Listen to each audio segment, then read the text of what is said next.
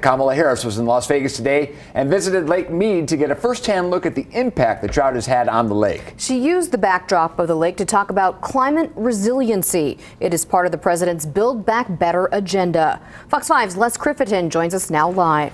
Yeah, Kim, John, VP got a chance to hear from different officials about just how bad the situation is at Lake Mead with a continuing drop in water levels. She said the Build Back Better program would go a long way in helping secure our future here in southern Nevada.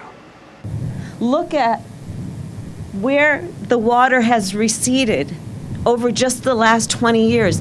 140 feet. 20 feet in the past year alone. That's how far the water levels have dropped since 2000. One by one, brief presentations were made to the vice president outside in the wind with a lake in the background. Vice President Harris learned about the water situation, which we all know is not good and not expected to improve anytime soon. About 80% of the western U.S. Is under severe drought conditions.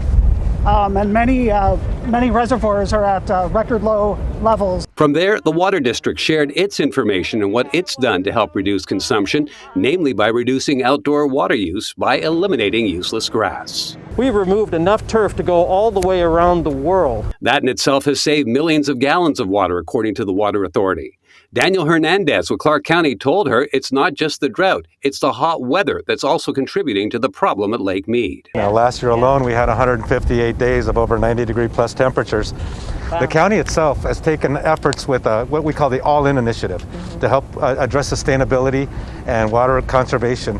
After also hearing from the parks people, the vice president took to the podium to talk about Build Back Better. 90% of the western states are facing some level of drought. So when we look at what's happening here, we know this is about this lake, but it is about a region and it is about our nation. The Build Back Better agenda is thoughtful and foresightful, and it really is transformational in the way it will address these issues.